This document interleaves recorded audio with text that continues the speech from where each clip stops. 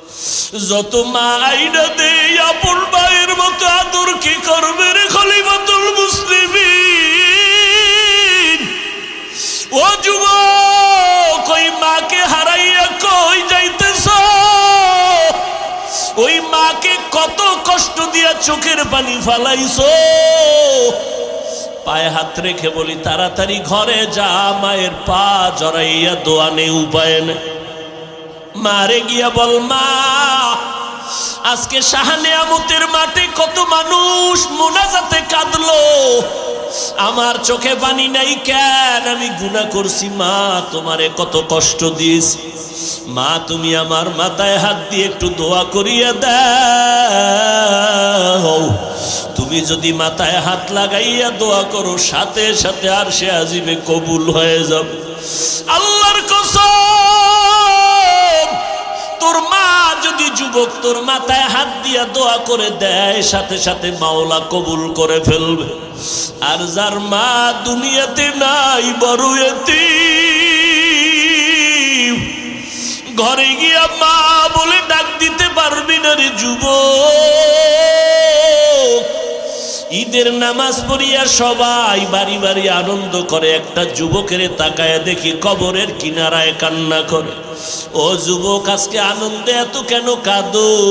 বলে গত ঈদের সময় আমি যখন ঈদগাহে নামাজে যাই, আমার মা মাথায় হাত দিয়ে দোয়া করেছেন, আমার বাবারে নিয়ে এক জায়গায় বসে নামাজ পড়েছে।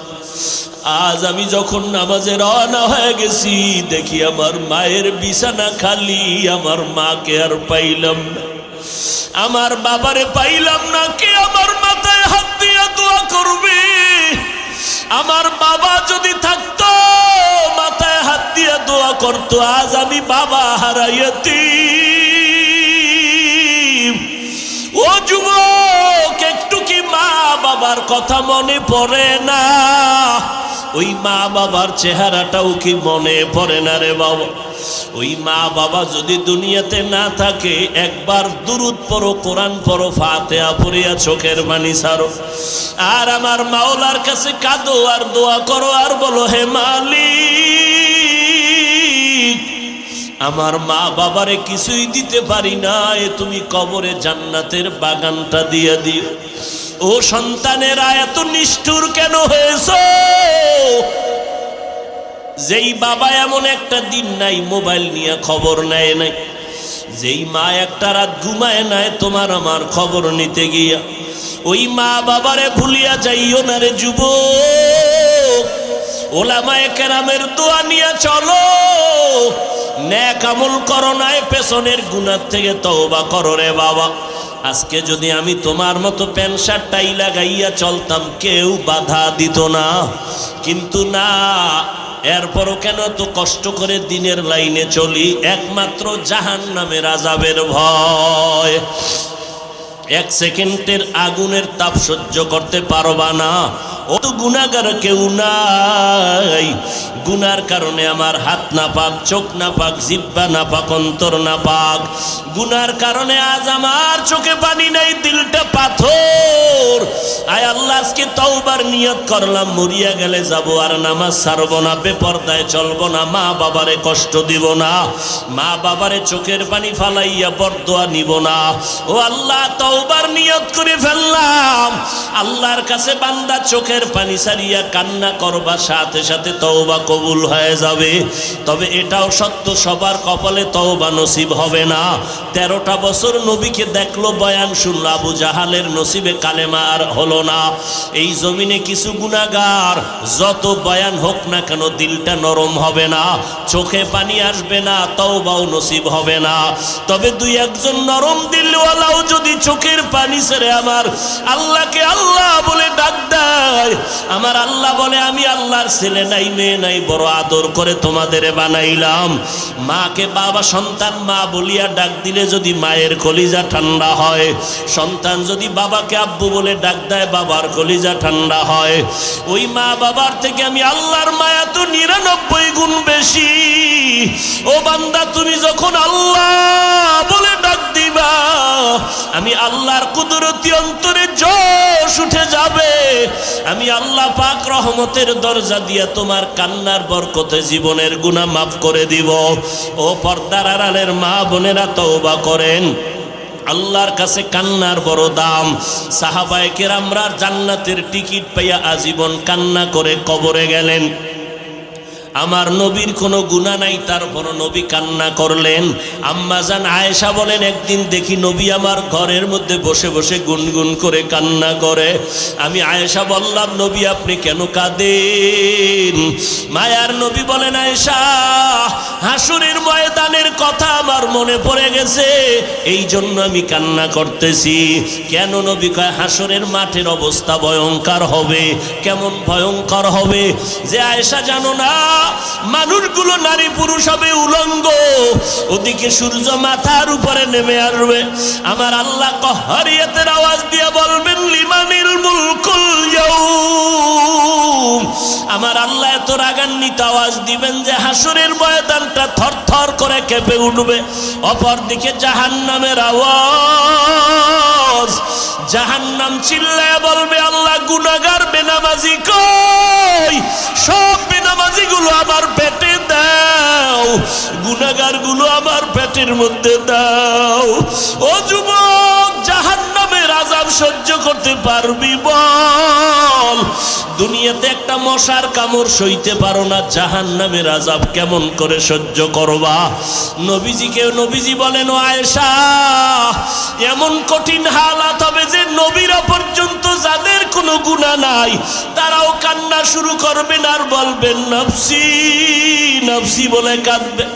ইব্রাহিম নবী কাঁদবেন, আল্লাহ আমাকে বাঁচাও। মুসা নবী কাঁদবেন, আল্লাহ আমারে বাঁচাও, উম্মতের কথা আমার মনে নাই। আদম নবী কান্না করবেন, আমারে বাঁচাও। আম্মা জান আয়েশা বলে, নবী আপনি তো দো জাহানের সরদার। ইব্রাহিম নবী, ঈসা নবী, মুসা নবী, আদম নবী কাঁদবেন, তখন আপনি কি করবেন? আপনি তো রহমাতুল লিল আলামিন। মায়ার নবী বলেন, আয়েশা আমি তখন সিজদায়ে মাকামে মাহমুদে পড়ে যাব। আমি সিজদায় গিয়া বলবো, আল্লাহ আমাকে বাঁচাও, একবারও বলবো না। আমি কান্না করবো আর বলবো, আল্লাহ আমার উম্মতেরে বাঁচাও, আমার উম্মতেরে বাঁচাও। একটা উম্মত যেন জাহান্নামে না যায়। আমার উম্মতেরা জাহান্নামে গেলে আমি জান্নাতের দরজায় যাব না। ও নবীর উম্মতেরা, ও যুবকেরা, ও বৃদ্ধ বাবাজিরা, নবীজির রেখে যাওয়া সুন্নতের আদর্শ কোনো হিন্দুরা পালন করবে না, বৌদ্ধরা পালন করবে না, ইহুদিরা পালন করবে না, খ্রিস্টানেরা নবীর সুন্নত মানবে না। নবীর সুন্নতের আমল করবে একমাত্র মুসলমান আশেকেরা। এমবিবিএস ডাক্তার 5 মিনিট টাইম দেওয়ার সময় নাই। 1000 টাকা ভিজিট নিয়ে বিদায় দিল, তাড়াতাড়ি চলে যাও। ঠিক এই কোরআনের মাহফিল, এটা অপারেশন থিয়েটার। এই জায়গায় যারা আল্লাহর খাঁটি ওলি, যারা আলেম, তারা বসে দেখবে উম্মতের রোগের মধ্যে কি রোগে ধরল। যেই রোগের কারণে উম্মতেরা আজান শুনে মসজিদে যায় না, নামাজ পড়ে, মিথ্যা কথা বন্ধ করে না, সুদের চাকরি ছাড়ে না। আলেম যারা আহলে হক, এরা বসে বসে কোরআন হাদিস দিয়া ঔষধ দিয়া বিদায় নিবে। তোমার সাথে বাজে গল্প করার টাইম নাই। আর এক জায়গায় যাব, উম্মতরা রোগ নিয়ে বসে আছে, সেখানেও কান্নার ঔষধ দেওয়া লাগবে। আর যারা ক্যানভাসারের মতো সার্টিফিকেট দুর্বল, এরা বয়ানের মানুষ পাইয়া নাটক করে, কৌতুক কয়, নাচানাচি করে, বাজে বাজে সময় কাটাইয়া মানুষের ক্ষতি করি। আছে না নাই? আল্লাহ হেদায়াত দান করুন। ভালো করে মনে রাখবেন, আল্লাহ পাক রব্বুল আলামিনের পয়গম্বর বলেন, উম্মতেরা সাবধান, আমল করো তবে ইখলাসের সাথে, অল্প আমল করবা, তাতেও তুমি নাজাতের দরজা পেয়ে যাইবা। আল্লাহ আমলের জন্য মানুষকে উদ্বুদ্ধ করলেন। অতএব যারা বলবে গীবত করলাম, এটা গীবত করলেও গুনাহ না সওয়াব। ওয়াইলুল্লি সূরাটার ব্যাখ্যা পড়ে দেখবেন, গীবত করা হারাম, গীবত করা হারাম, গীবত করা হারাম। এরপরে লেখা আছে 4 কারণে গীবত করা ওয়াজিব, কে করবে, কার বিরুদ্ধে করবে, বিস্তারিত লেখা আছে। দ্বিতীয় হয়তো বলবে আমাদের মধ্যে হিংসা, এই জন্য আমরা বয়ানে বৈশা আক্রমণ। না বাবা, আক্রমণ না। আক্রমণের উদ্দেশ্যই যদি হইতো পাঁচকল্লি টুপি মাথায় দিয়া অন্য টুপির বিরুদ্ধে বলতাম, কোনোদিন বলি নাই। কওমি মাদ্রাসায় পড়ার পরে আলিয়ার বিরুদ্ধে, স্কুলের বিরুদ্ধে বলতাম, বলি নাই। লম্বা পোশাক পরার পরে অন্য পোশাকের বিরুদ্ধে বলতাম, বলি নাই। কেন? আমরা হিংসা করি না, কিন্তু বুঝি না, জানি না। আমাগো সালাম দেয় না, দিলেও নেয় না। কেন? কয় দেওবন্দি আছে না নাই? সালাম দেও না, দিলেও নেয় না। সমস্যা? পাস করলি। আল্লাহ হেদায়াত দান করুন। আরো জোরে বলেন। আমল লাগবে নি, আমল লাগবে নি। আল্লাহ কোরআন শরীফের মধ্যে যেখানে ঈমানের বয়ান করেছেন সেখানে আমলের বয়ান করেছেন। ইন্নাল্লাযীনা আমানু ওয়া আমিলুস সালিহাত কানাত লাহুম জান্নাতুল ফিরদাউসি নুজুলা। জান্নাতুল ফেরদাউস দামি, 2 গুণওয়ালাকে দিবেন যার ঈমান আছে, আমল আছে। যেখানে ঈমানের কথা সেখানে আমলের কথা। আমল, নেক আমল এমন একটা দামি সম্পদ, যদি আমল দিয়া মালিকের কাছে চোখের পানি ছেড়ে কোনো দোয়া করে সাথে সাথে কবুল হয়ে যাবে। আল্লাহ পাকের এক বান্দা, ভালো করে বুঝেন, একটা বাচ্চা, শিশু বাচ্চা কোলের মধ্যে নিয়ে হাঁটতেছে। ওমরের মজলিস, ওমরের খেলাফত। ওমরে ফারুকের নজর পড়ে গেল, বাচ্চাটারে কোলের মধ্যে নিয়ে তো আদর কেন করে? যায়েদ বিন আসলাম রাদিয়াল্লাহু আনহু ঘটনার বর্ণনা দেন তার আব্বার থেকে। ওমর নজর দিয়ে কয়, ভাই বাচ্চাটারে এত আদর, দুনিয়ার বাবা যদি এমন হয়ে যাইতো, সন্তানরে এত মোহাব্বত করতো, তো সন্তান খারাপ হতো না। এখন তো মা সন্তানের মোহাব্বত করে না, বুকের দুগ্ধ পান করায় না, বাহিরের খানা খাওয়ায়। এই জন্য মায়ের সাথে সন্তানের মোহাব্বত বড় দুর্বল। লোকটা শুইনা কাঁদতেছে। ওমর বলে, কাঁদেন কেন আপনি? বলে, খলিফাতুল মুসলিমিন, সন্তানটারে এমনে আদর করি না। তো কেমনে করো? সন্তানটারে আদর করার কারণ আছে পেছনে। কি কারণ? বলে, আমার এই সন্তানটা জমিনের সন্তান না, আমি জমিনের উপরে এই সন্তান পাই নাই। আমার কাঁধের উপরে যেই কলিজার টুকরা সন্তান, এটা জমিনের উপরে কোথাও হয় নাই। এ সন্তান হলো আমার মাটির নিচের সন্তান। মাটির উপরে না নিচে? কথা বলেন না কেন? ওমর কয়, মাটির নিচের সন্তান মানি এই সন্তান আমার কলিজার আপন, জমিনের উপরে পাই না, আমি মাটির নিচে পেয়েছি এই সন্তান। মাত্র আমার জীবনের একটা সন্তান, আমার সম্বল, আমি পাইছি মাটির নিচ থেকে। যায়েদ বিন আসলাম রাদিয়াল্লাহু আনহু বর্ণনা করতেছেন, ওই বান্দা কান্না করে বলে, খলিফাতুল মুসলিমিন, আমার ঘর আবদ্ধ ঘর, পর্দাওয়ালা ঘর, আমার স্ত্রী আর আমি ঘরের মধ্যে থাকি, স্ত্রীকে বাহিরেও নেই না। আমার যা প্রয়োজন আমি স্ত্রীকে সহযোগিতা করি, পানির দরকার আমি বাহির থেকে পানি এনে দেই, স্ত্রীকে বাহিরে নামাই না পর্দার রক্ষার জন্য। আমার স্ত্রীর গর্ভে বাচ্চা যখন আসছে, আল্লাহর মর্জি, হঠাৎ আওয়াজ আসতেছে, ও বান্দা রেডি হয়ে যাও, যুদ্ধের ময়দানে যাওয়া লাগবে, দ্বীনের ঝান্ডা উঁচু করার জন্য, বাতিলের মোকাবেলা। আওয়াজ আসার পরে আমি পেরেশান হয়ে গেলাম, যুদ্ধের ময়দানে কেমনে যাব? এদিকে আমার ঘরে স্ত্রী একা, আবার গর্ভে বাচ্চা, পাহারা দেওয়ার কেউ নাই। কেমনে আমি যুদ্ধের ময়দানে যাই? ওদিকে যাওয়াও লাগে, মুসলমানের উপরে বিপর্যয় নেমে আসতেছে। ইমান বাঁচাবার এই স্লোগানে শামিল যদি না হই আমি বড় দুর্বল হয়ে যাব। আল্লাহর বান্দি একদিন দেখে স্বামী পেরেশান অবস্থা। আল্লাহর বান্দি ডেকে বলে, ও স্বামী আমার, আপনি কেন এত পেরেশান? বলে, এই খবর, যুদ্ধের আওয়াজ আসছে, যাওয়া লাগে, তুমি একা, পাহারা দেওয়ার কেউ নাই। পার্শ্বে একটা ঘর আছে, আমার চাচাতো ভাইয়ের ঘর, এদের উপরে নিরাপত্তা দিয়া যাওয়া যায় না। এমন একজন নেককারিনী আল্লাহর বান্দি ঘরে আছে, স্ত্রী এমন একটা সুন্দর পরামর্শ দিয়েছেন, হাজারো পেরেশানি স্বামীর অন্তর থেকে এক সেকেন্ডে বন্ধ হয়ে গেছে। এরকম আল্লাহর বান্দি ঘরে আছে না নাই? হাজারো পেরেশানিতে স্বামী আছে, আল্লাহর বান্দি এমন এক পরামর্শ দিল, সাথে সাথে স্বামীর পেরেশানি দূর হয়ে গেল। এটা যেমন তেমন নারী হলে হয় না, যার মধ্যে কোরআন আছে এমন নারীর দ্বারাই সম্ভব। এই জন্য নবী বলেন, একটা নেককারিনী ঘরে আন স্ত্রী।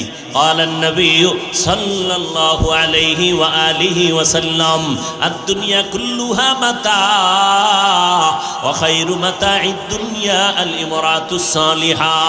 দুনিয়া যা দেখো সব হলো আল্লাহর সম্পদ, আর এই সম্পদের মধ্যে দামি সম্পদ হলো নেককারিনী নারী। আম্মা জানেরা আসেনি আশেপাশে? কথা বল না কেন? এরে পর্দার আড়ালের আম্মা জান, আপনাদের জীবন কত ধন্য। মদিনাতুল মুনাওয়ারার পয়গম্বর আপনাদের মর্যাদার বয়ান করে গেলেন। এরে আম্মা জান, আপনারা নবীদের মা, সাহাবায়ে কেরামের মা, আউলিয়ায়ে কেরামের মা, হাফেজে কোরআনের মা। আপনারা খাদিজা রাদিয়াল্লাহু আনহার মতো নারী, ফাতেমা রাদিয়াল্লাহু আনহার মতো নারী, আয়েশা রাদিয়াল্লাহু আনহার মতো নারী। মেরে আম্মা জান, আল্লাহ পাক আপনাদের এত সম্মান দিলেন, নবীও সম্মান দিলেন। নবী বলেন, আমি মুহাম্মদ শ্রেষ্ঠ নবী, যার কোনো তুলনা নাই, যার কোনো গুণা নাই। আমি মুহাম্মদের ভরা যৌবন 25 বছর, ওই সময় আমি বিবাহ করলাম খাদিজা রাদিয়াল্লাহু আনহাকে। ওই সময় তার বয়স হলো 40 বছর। দুইজন স্বামী বিদায়ের পর খাদিজা আমি মুহাম্মদের কবুল করলো। আমি মুহাম্মদের জীবনের প্রথম বিবাহ, দুইজন স্বামী বিদায়ের পরে একজন বিধবা নারী খাদিজাকে আমি 25 বছর বয়সে 40 বছরের নারী বিয়ে করে ফেললাম। আর আমি মুহাম্মদের যত সন্তান খাদিজাতুল কুবরার গর্ভ থেকে দুনিয়াতে আসছে। এই জগতের দুনিয়ার নারীরা, ও পুরুষেরা, ভালো করে শুনে নাও। আজকে ছেলে সন্তান হইয়া খুশি, মেয়ে পাইলে বেজার অনেক বাবা আছে না নাই? ও কচুয়ার মুসলমান, বলো, তোমার ঘরে একটা কন্যা সন্তান আছে আর 4টা ছেলে আছে, আমাকে একটু বুঝাও। বুকে সাহস থাকলে বলো, তোমার 4টা ছেলে বেশি মহব্বত করে নাকি একটা মেয়ে বেশি মহব্বত করে? মদিনার নবী বলেন, এর দুনিয়ার মানুষ, খাদিজার গর্ভ থেকে আমার মাওলা আমারে 4টা কন্যা সন্তান দিলেন। আমি মুহাম্মদের কোনো ছেলে নাই, আমিও 4টা কন্যার বাবা। একটা কন্যা যারা পাইছো, একটা জান্নাতের মালিক হয়ে গেছো। 2টা কন্যা পেয়েছো, 2টা জান্নাতের মালিক হয়ে গেছো। 3টা কন্যা যদি পাও, 3টা জান্নাতের মালিক তুমি হয়ে গেছো। অভিশপ্ত পুরুষ নারী কন্যা হলে পছন্দ করে না। ওই ছেলে জন্ম দিয়া লাভ কি? যেই ছেলের কারণে বাবার হাতে হ্যান্ডকাপ লেগে যাবে। ওই কুলাঙ্গার সন্তান দিয়ে কোনো লাভ, এর থেকে নিঃসন্তান থাকা 1000 গুণ ভালো। আল্লাহ মাফ করে দেন। এরে পর্দার আড়ালের আম্মা জান, মদিনার নবীর ঘরে একজন নারী ঢুকলেন, নবীজির ঘরে। শুনবেন না? মোনাজাতটা দিয়ে ভালো।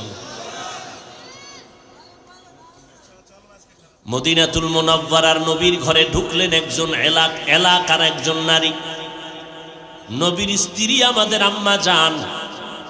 গিয়া প্রশ্ন করলেন, ও নবীর স্ত্রী আম্মা জান, একটু কিছু জানার জন্য আসছি, কি জানতে চাও?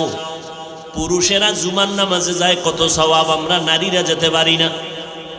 পুরুষেরা ঈদের নামাজে যায়, কত সওয়াব আমরা নারীরা যেতে পারি না? পুরুষেরা জিহাদের ময়দানে যায়, সওয়াব আমরা যেতে পারি না? পুরুষেরা জানাজার নামাজে যায়, কত সওয়াব আমরা নারীরা যেতে পারি না? আমগো কপাল খারাপ নি? মদিনার নবী বলে, ও বিবি, সমস্ত নারীদেরকে জানায় দাও, আল্লাহ এত সম্মান নারীদেরকে দান করেছেন। ঘরের মধ্যে থাকবা, স্বামীর মাল হেফাজত করবা, 5 বেলার নামাজ পড়বা, ঘরের মধ্যে থাকো। বাহিরে গিয়া পুরুষেরা জানাজা পড়ে, ঈদের নামাজ পড়ে, জুমার নামাজ পড়িয়া যেই পরিমাণ সওয়াব পায়, ও নারীরা তোমরা ঘরে যদি নামাজ পড়ো, পুরুষের সমান সওয়াব আল্লাহ দান করবে। আতিনা ফি দারে দুনিয়া না হাসান, আতিনা ফি দারে উকবানা হাসান, ইয়া গিয়াসাল মুস্তাগীসিন ইহদিনা লাফতিখারা বিল উলুমি ওয়াল গিনা। আম্মা জানেরা স্বামীর মাল হেফাজত করবেন, কারণ স্বামী যদি মরে যায় এই সম্পদ আপনার। অতএব স্বামীর সম্পদ গুনার কাজে ব্যয় করবেন না। সন্তানগুলোকে আদর্শওয়ালা বানাবেন।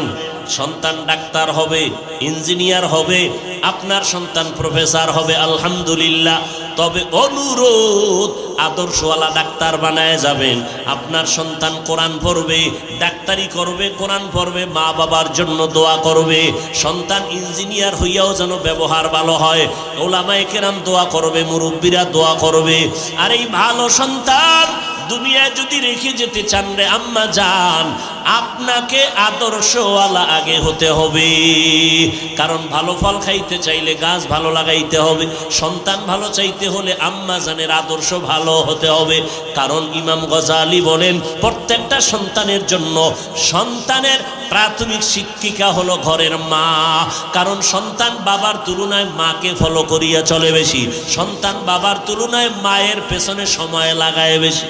এজন্য মায়ের অবদানও বেশি, মাকে সময় দিতে হবে বেশি। খাজা মঈনুদ্দিন চিশতি আজমিরি রহমাতুল্লাহ আলাইহি জগৎ বিখ্যাত ওলিয়ে কামেল, মদিনা থেকে আসছেন ভারত জমিনে কালেমার দাওয়াত দেওয়ার জন্য। খাজা মঈনুদ্দিন চিশতি আজমিরি ভারতের জমিনে ঘুরে ঘুরে কালেমার দাওয়াত দেয়। কেউ লেখে 90 লক্ষ কম বেশি বিধর্মীরা মঈনুদ্দিনের হাতে কালেমা পড়ে মুসলমান হয়ে গেল। মঈনুদ্দিন খুশি। মা কয়, বাবা এত খুশি কেন? কয়, মা এতগুলো মানুষ আমার হাতে কালেমা পড়েছে। মা বলে, এটা তোর বাহাদুরি না, আলহামদুলিল্লাহ আমি মায়ের সব বাহাদুরি। মঈনুদ্দিন কয়, মা তোমার বাহাদুরি কি? মা ডেকে বলে, রে সন্তান, তুই যখন আমার গর্বে আসছো, একটা রাত আমি ঘুমাই নাই, সেজদায় পড়ে যায় নামাজে মালিকের কাছে দোয়া করেছে, ও দয়ার মালিক, দয়া করে আমার সন্তানকে কুতুবুল আলম বানায় দাও। মায়ের দোয়া করতে দেরি, আরশে আজিমে যাইতে দেরি হয় না। আর দুনিয়াতে আসার পর যতদিন আমি তোমাকে দুগ্ধ পান করাইছি, এই মঈনুদ্দিন, আমি মা তোরে একটা ফোঁটা দুধ বিনা অজুতে তোর মুখে দেই নাই। আর আমগো আম্মাজানের খবর কি? সন্তান রে নিয়ে গর্বে নিয়ে খালি মার্কেটে ঘুরে, খালি এতদিন কম যাইতো, গর্বে বাচ্চা আসার পর এখন বেশি যায়। টাকা তো আগুনা, বিদেশ থেকে স্বামী ভাড়াইতেছে আর আকামে খরচ করতেছে। আল্লাহ হেদায়াত দান করুন। আম্মা জানেরা ঘরের মধ্যে থাকে, রান্না করে, ওযু নাই, গোসল নাই, নাপাক। অথচ মদিনার নবী বলেন, ঘরের মধ্যে নারীরা মাথার কাপড় যদি ফালাও, ওই ঘরে রিজিকের বরকত থাকে না। কেউ দেখুক আর না দেখুক, মাথার কাপড় ফেলেছ, ফেরেশতারা দেখছেনি? কথা বলেন না কেন? রিজিকের বরকত নষ্ট হবে। কয়জন আম্মা জান বলতে পারবেন আমি ওযু সহকারে রান্না করে আমার স্বামীরে খানা দেই? এত বরকত সোজা। খাজা মঈনুদ্দিনের মা বলে, তোরে যতদিন দুগ্ধ পান করাইছি আমি বিনা ওযুতে পান করাই নাই। আম্মা জান স্বামীর শেয়ার করিয়া ভাগাভাগি করে কষ্ট নিবেন, ঘরের মধ্যে বসে স্বামীর জন্য দোয়া করবেন।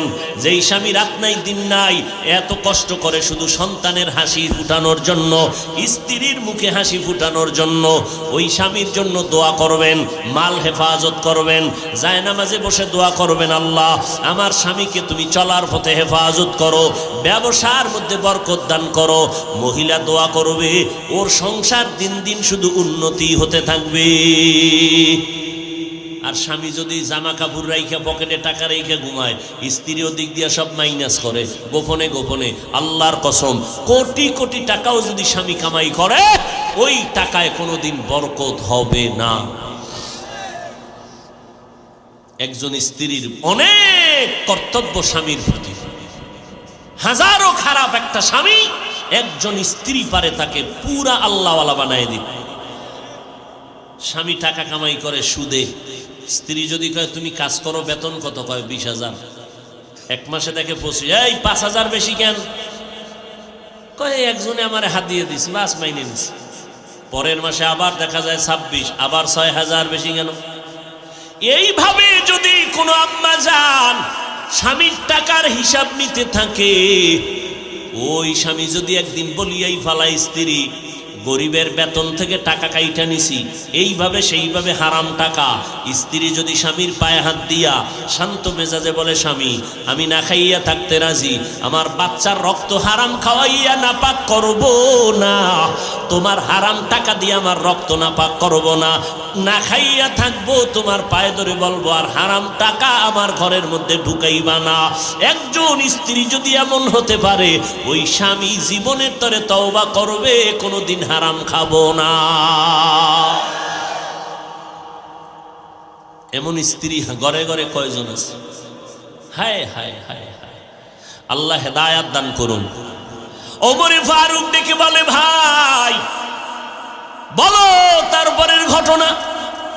বলে, আমার স্ত্রী যুদ্ধের ময়দানে যাওয়ার সময় আমারে পরামর্শ দিল, স্বামী আমারে পাহারা দেওয়ার কেউ নেই, এই ভয় না, তুমি ঈমানের তাগিদে যুদ্ধের ময়দানে যাও, আর তুমি যাওয়ার বেলায় দোয়া করিও, আমি নিজে গ্যারান্টি দিলাম মরিয়া যাব, চরিত্রের উপরে কাউকে আক্রমণ করতে দিব না। যাও, হেফাজত কে করবেন? ওয়ামান ইয়াতাওয়াক্কাল আলাল্লাহ ফাহুয়া হাসবুহ, আল্লাহর উপরে ভরসা যদি করে আল্লাহ তার জন্য যথেষ্ট। আর কেউরে দরকার আছে? ফামান কানা ইয়ারজু লিকা রাব্বিহি ফালইআমাল আমালান সালিহা, যারা অন্তর থেকে চাও রবের সাথে মোলাকাত করবা, তাদের জন্য 1 নাম্বার কাজ তুমি নেক আমল করো। তবে সাবধান, ওয়ালা ইউশরিক বিইবাদাতি রাব্বিহি আহাদা, শিরিক করবা না, সাবধান। করলে তোমার আমল যা কবুল হইছে তাও বরবাদ। কিয়ামতের ময়দানে আল্লাহ কয়, শিরিকের আমল আমি ওজনের পাল্লাই উঠাবো না। ফালা নুকিমু লাহুম ইয়াউমাল কিয়ামাতি ওয়াজনা, আমি ওজনের পাল্লায় উঠাবো না। শিরিক বড় মারাত্মক। কয় শিরিক কারে কয়? যেই জিনিস আমার আল্লাহ পাবেন ওইটা আর একজনকে দেওয়ার নাম হলো শিরিক।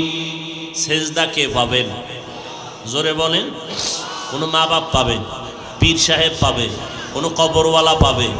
যদি কোনো কবরওয়ালা পায় তো মুহাম্মদ আগে পাবে, কারণ আমার নবীর থেকে দামি কেউ আসেনি। মদিনার দরবার থেকে দামি দরবার শরীফ আসেনি। কেন আজমিরের দরবার মদিনার থেকে দামি না? মাঝভান্ডারের দরবার মদিনার থেকে দামি। এরা নবীর আশিক। নবীর মাজারে যদি সেজদা দিলে বরকত পাও, তো মদিনার মাজারে সেজদা আগে দাও, না হয় বেদবি হবে। কারণ আমার নবীর মতো নবী নাই, আমার নবীর দরবারের মতো কোনো দরবার নাই, মদিনার মাজারের মতো শ্রেষ্ঠ মাজার জমিনে আর একটাও নাই। ও গো নবীর উম্মতেরা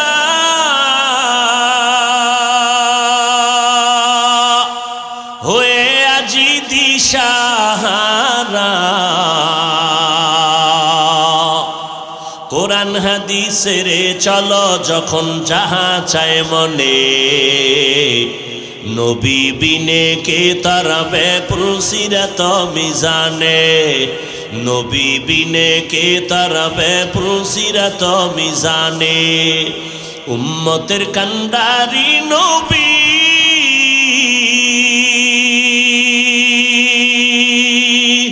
কাঁদেছেন উম্মতের লাগি,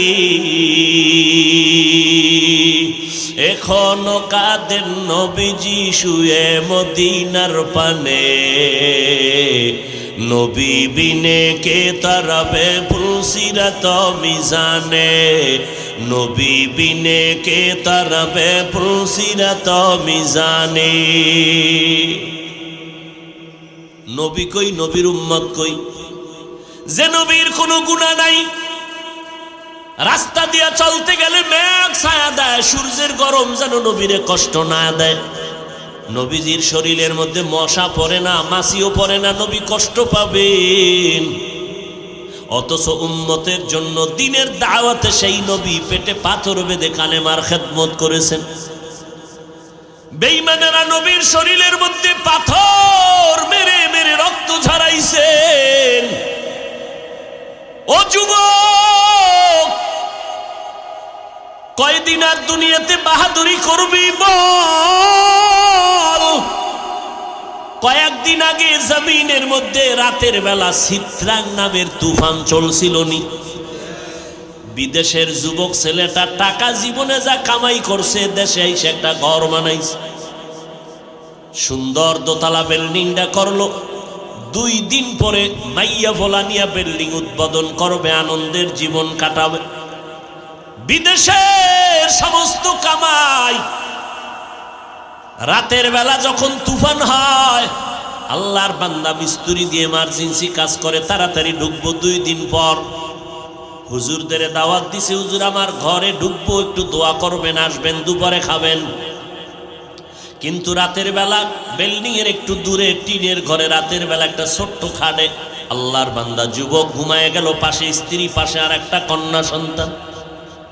রাতের তুফানে এমন একটা ঘুমের মধ্যে বিশাল একটা গাছ শিকড় শুদ্ধ উপরাইয়া ঘরের উপরে পড়লো। এলাকার লোকেরা দৌড়াইয়া গিয়া দেখে 3 জনার বুকের উপরে চাপা লাইয়া, দুনিয়ায় একজনও নাই, যুবকও নাই, স্ত্রীও নাই, কন্যাটাও নাই।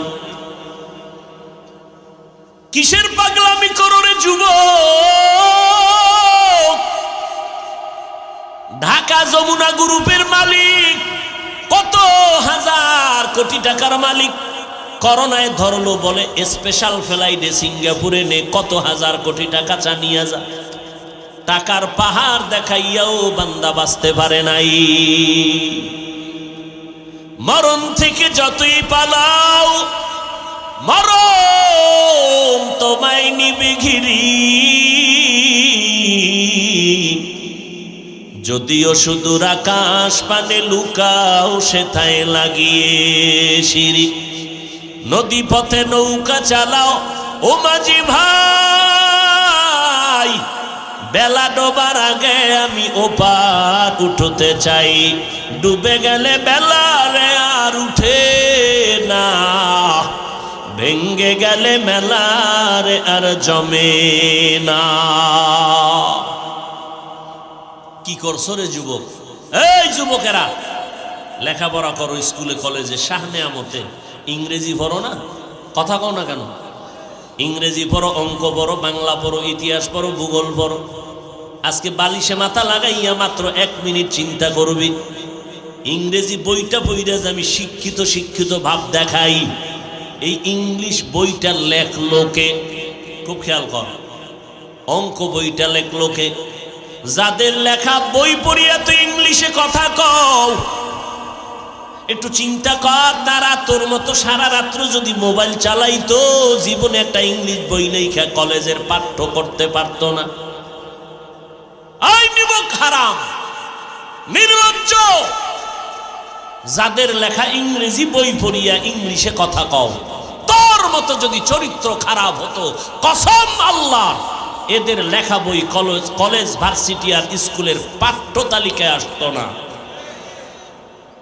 এরা তো বই লেখা তোদের দিয়ে গেছে। তুই মরার আগে জাতিকে কি দিয়া যাবি হিসাব কর। তুই তো মরে যাবি, জাতির জন্য কি রেখে গেলি? তোর গুরুরা তো বই রেখে গেছে, যেই বই পড়ে তুই আজকে ইংরেজিতে কথা বল। তুমি কি রেখে গেছ? তোমার এমন কোন আদর্শ তুমি রেখে গেছো যে আদর্শ দেখে সবাই দোয়া করবে? করেছো কোন আমল? বাহাদুরি করো। অথচ তোমার মতো বহু যুবক স্কুল কলেজে পড়ে 5 বেলার নামাজি আছে না নেই? তুমি নামাজও পড়তে পারো না, টাইম নেই। তোমার মতো যুবক রাস্তায় গাড়ি চালায়, ড্রাইভারি করে, 1 বেলার নামাজও বন্ধ করে না। বলো বাবা, বিবেক দিয়ে একটু চিন্তা করো, তুমি কেন পারো না?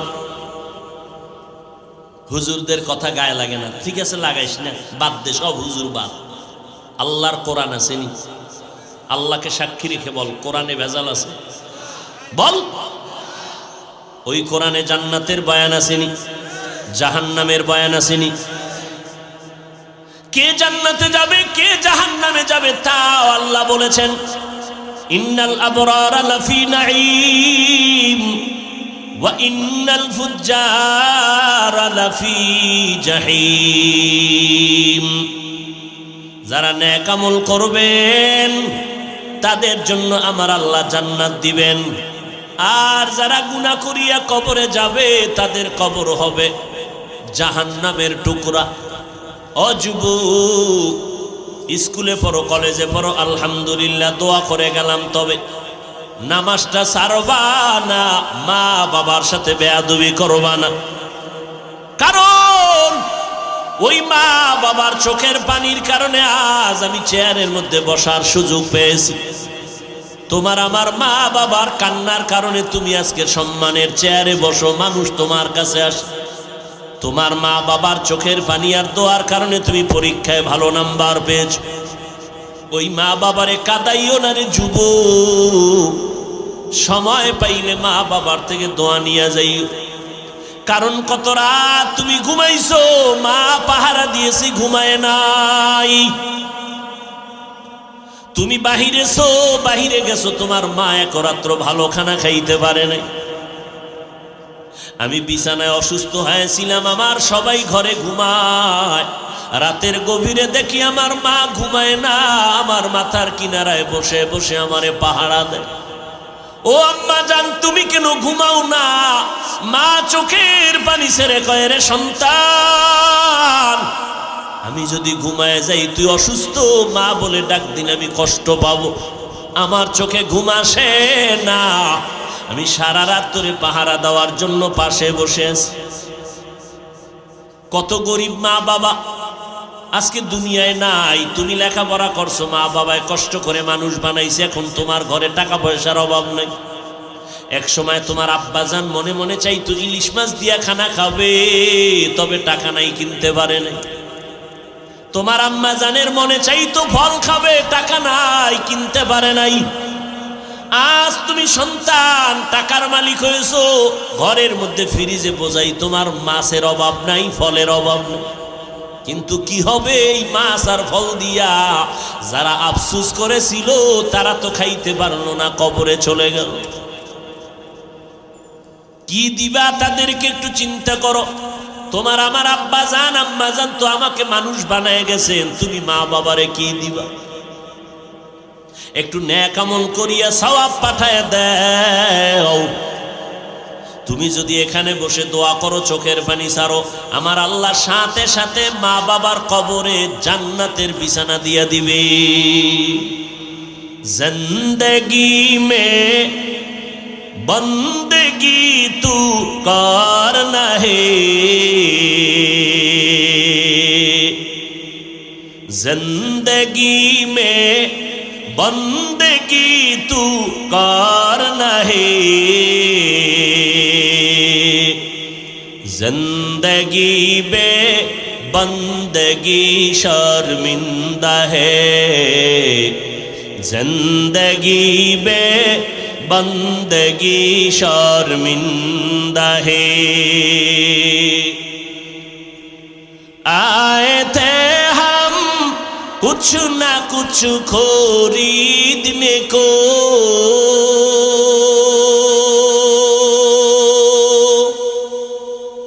जैसे हो रोशन मेरे कल्ब रूह,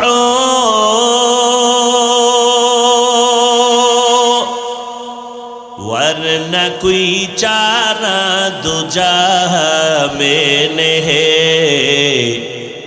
वरना कोई चारा दूजा मैंने है। जिंदगी में बंदगी तू करना है, जिंदगी में बंदगी तू करना है, जिंदगी बे बंदगी शर्मिंदा है, जिंदगी बे बंदगी शर्मिंदा है। जिंदगी में बंदगी कुन बंदगी, जिंदगी बे बंदगी शर्मिंदगी। আল্লাহর বান্দা বলতেছেন, ও খলিফাতুল মুসলিমিন, আমার স্ত্রী আমাকে সুন্দর পরামর্শ দেওয়ার পর আমি রেডি হয়ে গেলাম, যুদ্ধে যাব। রেডি হয়ে গেলাম। যখন আমি রেডি হইয়া ঘর থেকে বের হব, দেখেন নেককার স্ত্রীদের কেমন খেয়াল আর ধ্যান। স্ত্রী ডাক দিয়া কয়, স্বামী সফরে যাইতেছো, 2 রাকাত নামাজ পড়ে একটু দোয়া করে এরপরে যাও। আমি নামাজে দাঁড়ায় গেলাম, নামাজে দাঁড়াইয়া দোয়া করতে থাকলাম, ও আল্লাহ, আমি তোমার দ্বীনের জন্য যুদ্ধের ময়দানে রওনা হয়ে যাইতেছি। আমার স্ত্রী এত নেককারিনী, পাহারা দেওয়ার কেউ নাই।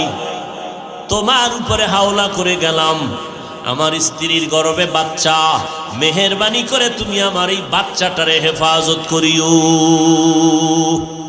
দোয়া কইরা বিদায়। যুদ্ধে চলে গেলেন। যুদ্ধ চলতেছে চলতেছে, গাজী হইয়া আলহামদুলিল্লাহ বাড়ি আসতে শুরু করলেন, রওয়ানা। বাড়ি আসতেছে, যত কাছে আগায় ততই কেমন যেন শরীরটা দুর্বল। বাড়ির আঙ্গিনায় যখন ঢুকতেছে, হঠাৎ কেমন যেন শরীরের অঙ্গ প্রত্যঙ্গ গুলো নিস্তেজ হতে শুরু হয়ে গেল, হাঁটার গতি কমে গেল। 1 কদম 2 কদম দিয়া যখন ঘরের কিনারায় হাজির, গিয়া তাকাইয়া দেখে ঘরের দরজায় তালা লাগানো। মাথা গরম হয়ে গেছে। সালামু আলাইকুম ইয়া আহলাল বাইত, ও ঘরওয়ালারা কই? ঘরের মধ্যে কোনো আওয়াজ নাই। বারবার আমি নক করলাম, কোনো আওয়াজ নাই, ঘরে তালা। দৌড়াইয়া গেলাম চাচাতো ভাইয়ের ঘরে।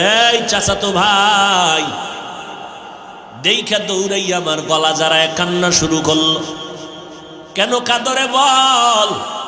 তুমি যাওয়ার পর 2-1 দিনের মধ্যে আমার ভাবি, তোমার স্ত্রী অসুস্থ হয়ে গেল, ইন্তেকাল করে ফেললো, দুনিয়াতে বেঁচে নাই। আমরা জানাজা কমপ্লিট করে কবরে দাফন করে দিয়েছি। জীবনের দুঃখ, কান্না শুরু। চোখের পানি ছেড়ে কাঁদেন, ও দয়ার মালিক, ধৈর্য ধারণের তৌফিক দাও। সন্ধ্যা হবে হবে ভাব, অন্ধকার হয়ে গেছে। আল্লাহর বান্দা কয় চাচাতো ভাইকে, চল একটু কবর জিয়ারত করে আসি। কবর কই দেখবো, চল। খলিফাতুল মুসলিমিন ওমর চোখের পানি ছেড়ে কাঁদতেছেন। আল্লাহর বান্দা ঘটনা শুনায় বলে, আমার চাচতো ভাইরে নিয়ে আমি এক কদম দু কদম করে কবরস্থানের দিকে রওনা। যত কবরের দিকে আগাই ততই দেখি আলো আলো দেখা যায় উপরে, কোনো বাতি নাই, বিদ্যুতের কোনো লাইন নাই। কবরের কিনারায় যখন দাঁড়াইলাম দেখি কবরের মধ্যখান থেকে একটা নূরের বাতি আলো দিতে দিতে আসমানের দিকে এভাবে যাচ্ছে, আলোটা পুরা এলাকাটা ছড়ায় গেল। চাচতো ভাইরে বললাম, কি কয়, ইন্তেকালের পর থেকেই এই হালাত আমরা দেখি, রাতের বেলা আলো, কিন্তু আসিয়া দেখি না এখানে কি কারণ। খলিফাতুল মুসলিমিন, আমার মন তৈরি হয়ে গেছে, আসলে আলোটা কেন, আমি কবর খনন করে ভিতরে গিয়ে দেখব। এই তাড়াতাড়ি হাতিয়ার নিয়ে আস, কবর খনন করব। আমার চাচতো ভাইকে যখন পাঠায় দিলাম, যাও কবর খনন করার হাতিয়ার এনে দাও। ভাই যখন চলে গেল আমি পেছনে কবরের কিনারায় দাঁড়ায় কাঁদতেছি। আল্লাহ পাকের কুদরত, হঠাৎ করে তাকায় দেখি কবরটা মাঝখান দিয়া ফাঁকা হয়ে গেছে। ফাঁকা হওয়ার পরে আমি নজর লাগাইয়া দেখি আমার মালিকের কুদরতের কারিশমা, আমার স্ত্রী ঘুমায় আর আমার স্ত্রীর বুকের উপরে দুধের বাচ্চাটা খেলতেছে। আমার দুধের বাচ্চাটা ওই মায়ের বুকে খেলাধুলা করতেছে।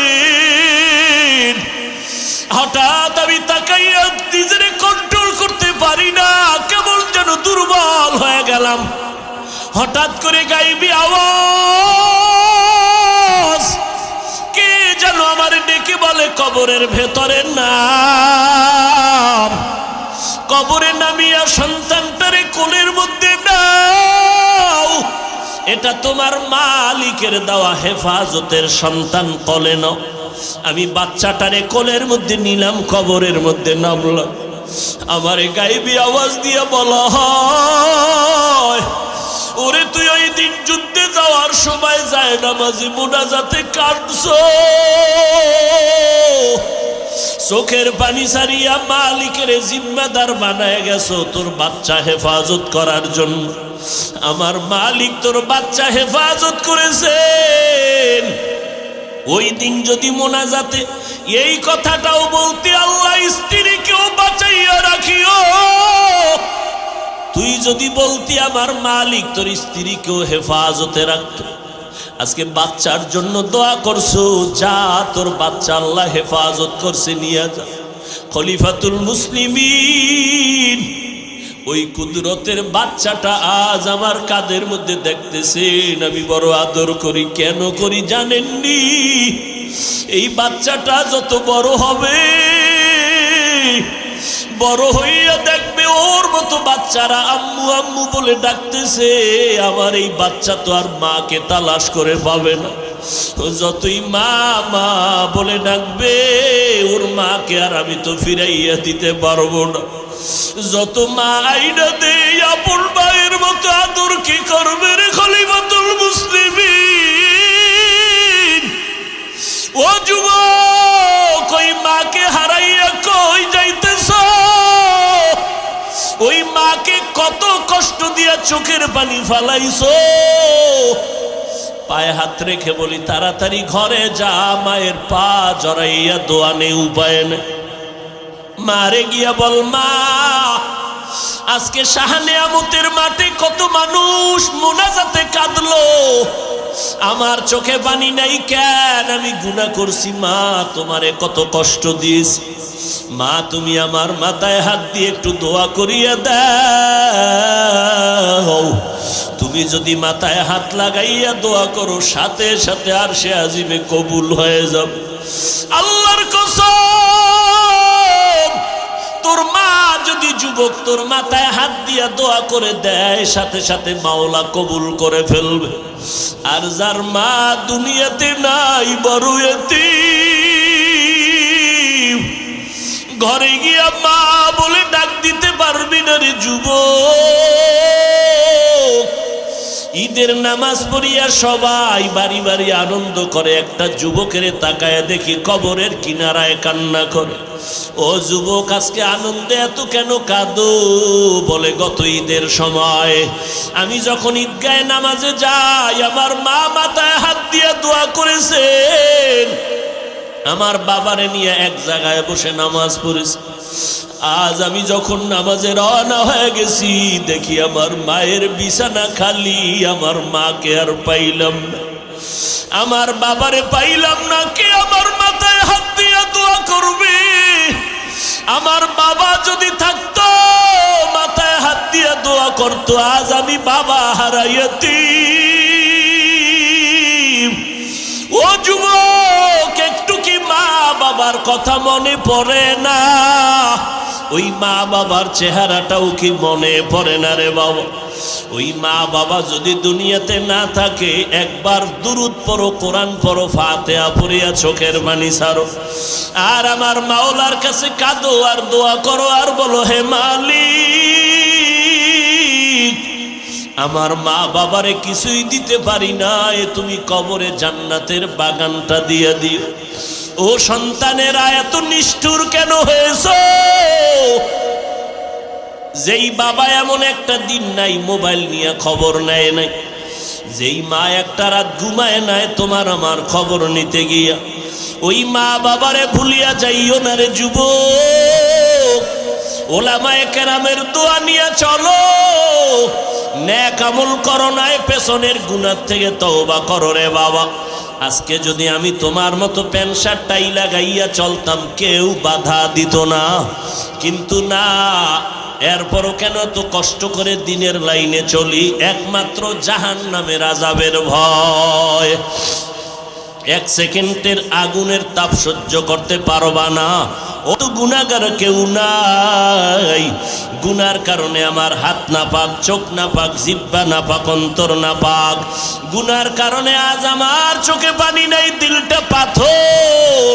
আয় আল্লাহ, আজকে তওবার নিয়ত করলাম, মরিয়া গেলে যাব আর নামাজ ছাড়বো না, বেপরদায় চলবো না, মা বাবারে কষ্ট দিব না, মা বাবারে চোখের পানি ফালাইয়া বরদোয়া নিব না। ও আল্লাহ, তওবার নিয়ত করে ফেললাম। আল্লাহর কাছে বান্দা চোখের পানি সারিয়া কান্না করবা, সাথে সাথে তওবা কবুল হয়ে যাবে। তবে এটাও সত্য, সবার কপালে তওবা নসিব হবে না। 13টা বছর নবীকে দেখলো, বয়ান শুনলো, আবু জাহালের নসিবে কালেমা আর হলো না। এই জমিনে কিছু গুনাহগার, যত বয়ান হোক না কেন, দিলটা নরম হবে না, চোখে পানি আসবে না, তওবাও নসিব হবে না। তবে দুই একজন নরম দিলওয়ালাও যদি চোখের পানি ছেড়ে আমার আল্লাহকে আল্লাহ বলে ডাক দেয়, আমার আল্লাহ বলে, আমি আল্লাহর ছেলে নাই, মেয়ে নাই, বড় আদর করে তোমাদের বানাইলাম। মাকে বাবা, সন্তান মা বলিয়া ডাক দিলে যদি মায়ের কলিজা ঠান্ডা হয়, সন্তান যদি বাবাকে আব্বু বলে ডাক দেয়, বাবার কলিজা ঠান্ডা হয়। ওই মা বাবার থেকে আমি আল্লাহর মায়া তো 99 গুণ বেশি। ও বান্দা, তুমি যখন আল্লাহ বলে ডাক দিবা, আমি আল্লাহর কুদরতি অন্তরে জোশ উঠে যাবে। আমি আল্লাহ পাক রহমতের দরজা দিয়া তোমার কান্নার বরকতে জীবনের গুনাহ মাফ করে দিব। ও পর্দার আড়ালের মা বোনেরা, তওবা করেন। আল্লাহর কাছে কান্নার বড় দাম। সাহাবায়ে কেরামরা জান্নাতের টিকিট পাইয়া আজীবন কান্না করে কবরে গেলেন। আমার নবীর কোনো গুনাহ নাই, তারপরও নবী কান্না করলেন। আম্মা জান আয়েশা বলেন, একদিন দেখি নবী আমার ঘরের মধ্যে বসে বসে গুনগুন করে কান্না করে। আমি আয়েশা বললাম, নবী আপনি কেন কাঁদেন? মায়ার নবী বলেন, আয়েশা, হাসরের ময়দানের কথা আমার মনে পড়ে গেছে, এই জন্য আমি কান্না করতেছি। কেন নবী? কয়, হাসরের মাঠের অবস্থা ভয়ঙ্কর হবে। কেমন ভয়ঙ্কর হবে? যে আয়েশা জানো না, মানুষগুলো নারী পুরুষ হবে উলঙ্গ, ওদিকে সূর্য মাথার উপরে নেমে আসবে। আমার আল্লাহ কহরিয়াতের আওয়াজ দিয়ে বলবেন, লিমানিল মুলকুল ইয়াউম। আমার আল্লাহ এত রাগান্বিত আওয়াজ দিবেন যে হাসরের ময়দানটা থরথর করে কেঁপে উঠবে। অপরদিকে জাহান্নামের আওয়াজ, জাহান্নাম চিল্লায় বলবে, আল্লাহ গুনাহগার বেনামাজি কই? গুনাহগারগুলো আমার পেটের মধ্যে দাও। ও যুবক, জাহান্নামের আযাব সহ্য করতে পারবি বল? দুনিয়াতে একটা মশার কামড় সইতে পারো না, জাহান্নামের আযাব কেমন করে সহ্য করবা? নবীজি বলেন, ও আয়েশা, এমন কঠিন হালাত হবে যে নবীরা পর্যন্ত, যাদের কোনো গুনাহ নাই, তারাও কান্না শুরু করবেন আর বলবেন নফসি নফসি বলে কাঁদবে। ইব্রাহিম নবী কাঁদবেন, আল্লাহ আমাকে বাঁচাও। মুসা নবী কাঁদবেন, আল্লাহ আমারে বাঁচাও, উম্মতের কথা আমার মনে নাই। আদম নবী কান্না করবেন, আমারে বাঁচাও। আম্মা জান আয়েশা বলে, নবী আপনি তো দো জাহানের সরদার। ইব্রাহিম নবী, ঈসা নবী, মুসা নবী, আদম নবী কাঁদবেন, তখন আপনি কি করবেন? আপনি তো রহমাতুল লিল আলামিন। মায়ার নবী বলেন, আয়েশা আমি তখন সিজদায়ে মাকামে মাহমুদে পড়ে যাব। আমি সিজদায় গিয়া বলবো, আল্লাহ আমাকে বাঁচাও, একবারও বলবো না। আমি কান্না করবো আর বলবো, আল্লাহ আমার উম্মতেরে বাঁচাও, আমার উম্মতেরে বাঁচাও। একটা উম্মত যেন জাহান্নামে না যায়। আমার উম্মতেরা জাহান্নামে গেলে আমি জান্নাতের দরজায় যাব না। ও নবীর উম্মতেরা, ও যুবকেরা, ও বৃদ্ধ বাবাজিরা, নবীজির রেখে যাওয়া সুন্নতের আদর্শ কোনো হিন্দুরা পালন করবে না, বৌদ্ধরা পালন করবে না, ইহুদিরা পালন করবে না, খ্রিস্টানেরা নবীর সুন্নত মানবে না। নবীর সুন্নতের আমল করবে একমাত্র মুসলমান আশেকেরা। আজকে তুমি নবীর উম্মত দাবি করো, কেন দাড়িটা লম্বা করতে পারো না? কেন নামাজ পড়ো না, পর্দা করো না? কেন মা বাবার খেদমত করো না? উলামায়ে কেরামের দোয়া নিয়ে কেন চলো না? কয়দিন আর বাঁচবা? আজকে তুমি বয়ানে আসো, আল্লাহ না করুক কালকে এমন সময় হতে পারো তুমি হসপিটালের রোগী। আজকে যতই বাহাদুরি করো, মরিয়া গেলে, কবরে গেলে আর বাহাদুরি চলবে না। আমি বক্তাগিরি যতই করি, মরণকালে আমার জামা কাপড় বেলেট দিয়া কেটে রাখিয়া 5-3টা সাদা কাফনের প্যাকেট বানায়া কবরে নিয়ে যাবে। ওই কবরে গিয়া যদি জবাব দিতে না পারি, তখন আমার কবর হবে জাহান্নামের আগুনের গর্ত। নবী বলেন, আমার আল্লাহ গাইবী আওয়াজ দিয়া বলবেন, ও কবরের মাটি, এই গুনাহগার বেনামাজিরে দুই পার্শ্ব থেকে জোরে জোরে চাপ দাও। কবরের মাটি এত জোরে চাপ দিবে, পাজরের হাড় চুরমার হয়ে যাবে। হেদায়াতের মালিক আল্লাহ, ইজ্জতের মালিক আল্লাহ, রিজিকের মালিক আল্লাহ। ও যুবকেরা, মরিয়া গেলে যাবা আর নামাজ ছাড়বা না, দাড়ি কাটবা না, মিথ্যা বলবা না, গীবত করবা না, ওলামায়ে কেরামের দোয়া নিয়ে আমল করবা, মা বাবারে আর কোনোদিন কষ্ট দিবা না, দেশ জাতির বিরুদ্ধে কোনো ষড়যন্ত্র করবা না। আল্লাহর কাছে যদি তওবার নিয়ত থাকে, অন্তরে কোনো অহংকারী ভাবনা থাকে, আল্লাহকে মনে মনে ডাকো আর তওবার নিয়ত করিয়া মরিয়া গেলে যাব আর নামাজ ছাড়ব না, মা বাবারে কষ্ট দিব না, ওলামায়ে কেরামের বিরোধিতা করব না, নবীর সুন্নাত অনুযায়ী চলব, 5 বেলার নামাজ পড়ব। তওবা করার যদি নিয়ত হয়, দুটো হাত আমার আল্লাহকে দেখায়া দাও। আয় আল্লাহ, হাতগুলো কবুল করে নেন, তওবা কবুল করে নেন, তওবার উপরে মজবুত হইয়া চলার তৌফিক দান করেন, আমিন। আলহামদুলিল্লাহি রাব্বিল আলামিন, ওয়াসসালাতু ওয়াসসালামু আলা সাইয়্যিদিল আম্বিয়া ওয়াল মুরসালিন ওয়া আলা আলিহি ওয়া আসহাবিহি আজমাইন। ইয়া আরহামার রাহিমিন, ইয়া আরহামার রাহিমিন, ইয়া আরহামার রাহিমিন। রব্বিরহামহুমা কামা রব্বায়ানি সগীরা। बता हमको तेरे राह की तरफ है, तेरे राह पर चला हमको खुदाया। बेगुनाह न गुज़श्त बरमा साअते, बाहुजूरे दिन न कर दम ताअते। अल्लाहुम्मा इन्ना नऊज़ु बिका मिनल बरसी वल जुनूनि वल जुज़ामी व सय्यिल अस्क़ाम। اللهم إنا نسألك رضاك والجنة ونعوذ بك من سخطك والنار اللهم إنك عفو كريم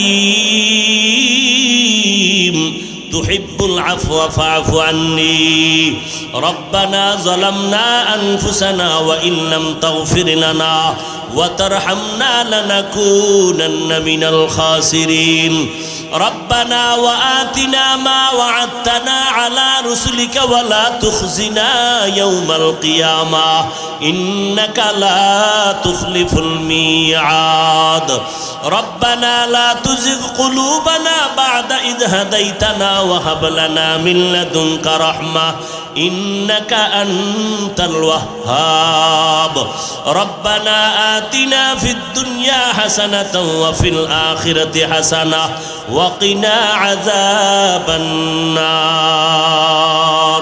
ও দয়ার মালিক গভীর রজনী কুদরতের নজর দিয়ে দেখেন এই ঠান্ডার ভেতর আপনার বান্দারা ময়দানে হাজির হয়েছে দুনিয়ার সব বাড়িওয়ালাদের দরজা বন্ধ আপনার রহমতের দরজা তো বন্ধ নাই রে আল্লাহ দুনিয়াতে যেদিন আসছিলাম কত পবিত্র মা বাবা কত আদর করেছিলেন আজ সেই পবিত্র জীবনটা গুনাহ করে করে নাপাক করে ফেললাম গুনার কারণে আজ আমার হাত না পাক আমার চোখ না পাক আমার জিহ্বা না পাক আমার অন্তর না পাক আয় আল্লাহ তওবার নিয়তে হাত তুলেছি আর গুনাহ করব না কারণ দুনিয়াতে সূর্যের গরম সহ্য করতে পারি না একটা মশার কামড় সহ্য করতে পারি না গুনাহ নিয়ে কবরে গেলে মাটির চাপ সহ্য করতে পারবো না জাহান্নামের আগুনের গরম সহ্য করতে পারবো না আয় আল্লাহ আমরা তো আপনার আদরের নবীর উম্মত মেহেরবানি করে আমাদের সকলের জিন্দেগীর সব গুনাহগুলো মাফ করে দেন আল্লাহ আয় আল্লাহ ওলামায়ে কেরাম মুরব্বি হাজী সাহেব কত ব্যবসায়ী কত চাকরিজীবী কত যুবক কত ছাত্র ভাই পর্দার আড়ালের কত মা বোনেরা হাত তুলেছেন ও দয়ার মালিক মেহেরবানি করে দিনের খাদেম হিসেবে কবুল করে নেন মা বোনদের পর্দানিশি আবেদা বানায় দেন সন্তানগুলো নেককার বানায় দেন প্রত্যেক মা বাবাকে নেককার সন্তানের মা বাবা হওয়ার তৌফিক দান করেন আয় আল্লাহ আমার কলিজার প্রত্যেকটা যুবকের দিনদার বানায় দেন আয় আল্লাহ পাঁচ ওয়াক্ত নামাজি কোরআন পড়নেওয়ালা বানায় দেন সমস্ত শিক্ষা প্রতিষ্ঠান নবীর আদর্শওয়ালা বানায় দেন মসজিদ মাদ্রাসাগুলো কবুল করে নেন আয় আল্লাহ মাদ্রাসার পেছনে মেহনত করনেওয়ালাদের কবুল করে নেন আয় আল্লাহ সারা দুনিয়ার মানুষগুলো মাফ করে দেন বাংলাদেশ শান্তির দেশ বানায় দেন এই দেশের রক্ষার জন্য যারা রক্ত দিল জীবন দিল তাদের মাফ করে দেন এখনো যারা চেষ্টা করে কবুল করে নেন আয় আল্লাহ প্রশাসনিকভাবে যারা কাজ করে দিনের খাদেম বানায় দেন জনপ্রতিনিধির দায়িত্ব যারা পালন করে দিনদার বানায় দেন ঘরে ঘরে সুন্নতের বাতি জ্বালায় দেন নবীজির রওজা মুবারক বাইতুল্লাহ জিয়ারতের তৌফিক দান করেন আয় আল্লাহ সহিভাবে কোরআন পড়ার তৌফিক দান করেন মোবাইলের গুনাহের থেকে হেফাজত করেন মোবাইলের গুনাহের থেকে হেফাজত করেন মোবাইলের গুনাহের থেকে হেফাজত করেন আয় আল্লাহ যারা কামাই রুজি ব্যবসা করে হালাল ভাবে বরকত বাড়ায় দেন হারাম থেকে হেফাজত করে